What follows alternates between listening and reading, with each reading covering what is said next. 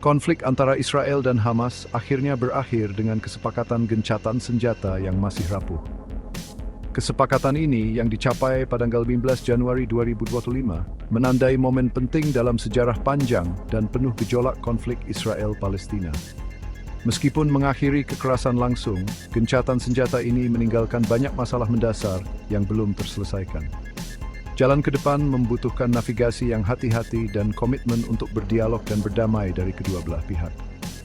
Komunitas internasional juga memainkan peran penting dalam memastikan gencatan senjata tetap berlaku dan memfasilitasi perdamaian abadi. Kesepakatan gencatan senjata yang ditengahi oleh Amerika Serikat, Qatar, dan Mesir menawarkan secercah harapan di wilayah yang dilanda konflik selama beberapa dekade. Kesepakatan itu bertujuan untuk mengatasi beberapa masalah paling mendesak, termasuk pembebasan sandera dan tahanan, penarikan pasukan Israel, dan pengiriman bantuan kemanusiaan ke jalur Gaza yang terkepung. Namun, perjanjian ini hanyalah langkah pertama dalam perjalanan yang panjang dan sulit menuju perdamaian yang adil dan abadi.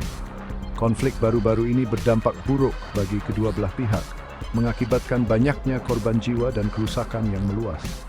Luka fisik dan emosional akibat konflik akan membutuhkan waktu bertahun-tahun, bahkan mungkin generasi, untuk sembuh. Gencatan senjata menawarkan kesempatan bagi Israel dan Palestina untuk mundur dari jurang perang dan memulai tugas berat membangun kembali kehidupan dan komunitas mereka. Komunitas internasional memiliki tanggung jawab untuk mendukung kedua belah pihak dalam upaya mereka mencapai perdamaian abadi. Ini termasuk menyediakan bantuan kemanusiaan, mendorong dialog, dan meminta pertanggungjawaban semua pihak atas tindakan mereka. Jalan ke depan akan penuh tantangan, tetapi alternatifnya, yaitu kembali ke kekerasan dan pertumpahan darah, sama sekali tidak dapat diterima. Gencatan senjata, meskipun rapuh, merupakan kesempatan penting untuk perdamaian yang tidak boleh disia-siakan.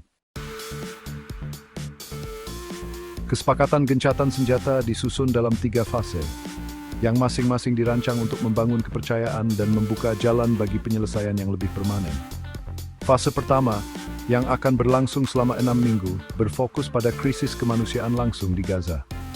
Selama fase ini, Hamas wajib membebaskan semua sandera, termasuk perempuan, anak-anak, orang tua, dan jenazah tawanan yang meninggal. Sebagai imbalannya, Israel akan membebaskan sejumlah besar tahanan Palestina, melonggarkan pembatasan arus barang dan orang masuk dan keluar Gaza, dan mengizinkan peningkatan pengiriman bantuan kemanusiaan. Fase kedua, yang juga dijadwalkan berlangsung selama 6 minggu, akan menyaksikan penarikan penuh pasukan Israel dari jalur Gaza. Penarikan ini bergantung pada pemenuhan komitmen Hamas di bawah fase pertama perjanjian, khususnya pembebasan semua sandera yang tersisa.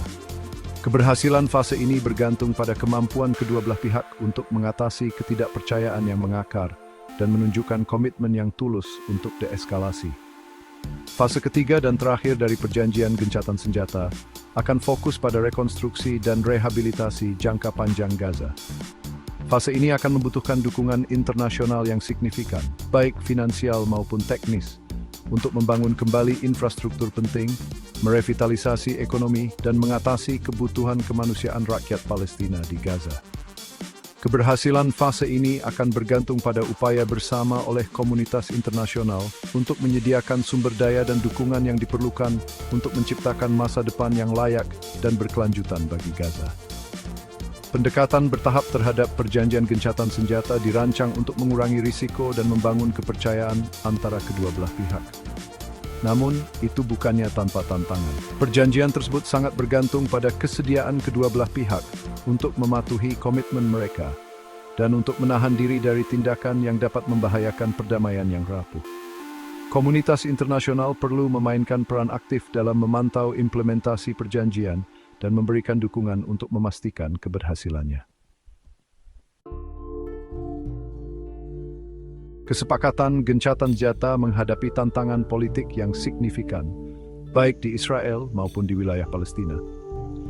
Di Israel, Perdana Menteri Benjamin Netanyahu menghadapi tekanan dari koalisi sayap kanannya, dengan beberapa anggota secara terbuka menentang perjanjian tersebut dan menyerukan pendekatan yang lebih keras terhadap Hamas. Sidang korupsi Netanyahu yang sedang berlangsung menambah lapisan kompleksitas lain pada situasi tersebut, yang berpotensi melemahkan posisi politiknya dan membuatnya lebih sulit baginya untuk membuat konsesi yang diperlukan untuk perdamaian. Di wilayah Palestina, isu tata kelola masa depan Gaza tetap menjadi batu sandungan utama. Hamas, meskipun mengalami kemunduran militer yang signifikan selama konflik, tetap menjadi kekuatan yang kuat di Gaza. Kelompok ini mengendalikan aparat keamanan wilayah itu dan menyediakan layanan penting bagi penduduk. Solusi yang langgeng akan membutuhkan penanganan status Hamas dan menemukan cara untuk mengintegrasikan kelompok itu ke dalam pemerintahan Palestina di masa depan, atau menemukan struktur pemerintahan alternatif untuk jalur Gaza. Peran komunitas internasional, khususnya Amerika Serikat, akan sangat penting dalam menavigasi kompleksitas politik ini. Pemerintahan Biden telah menyatakan dukungannya untuk perjanjian gencatan senjata dan telah berjanji untuk bekerja menuju solusi dua negara. Namun, jalan menuju penyelesaian yang dinegosiasikan tetap penuh dengan rintangan dan kesuksesan masih jauh dari jaminan. Kesepakatan gencatan senjata, meskipun merupakan langkah positif, tidak membahas isu-isu mendasar yang menjadi inti konflik Israel-Palestina. Masa depan solusi dua negara tetap tidak pasti, dengan perluasan permukiman Israel di tepi barat terus berlanjut. Komunitas internasional harus menggunakan kesempatan ini untuk mendorong dimulainya kembali pembicaraan damai yang berarti dan komitmen baru untuk menemukan solusi yang adil dan langgeng yang membahas aspirasi sah Israel dan Palestina. Kesepakatan gencatan senjata menandai dimulainya proses pembangunan kembali dan rekonsiliasi yang panjang dan menantang. Kerusakan fisik yang ditimbulkan pada Gaza selama konflik sangat luas, dengan rumah, infrastruktur, dan mata pencaharian hancur. Kemanusiaan yang hilang akibat konflik tidak terhitung jumlahnya, dengan banyak nyawa hilang dan banyak lainnya selamanya terluka oleh kekerasan. Prioritas langsung adalah untuk memenuhi kebutuhan kemanusiaan yang mendesak dari orang-orang di Gaza.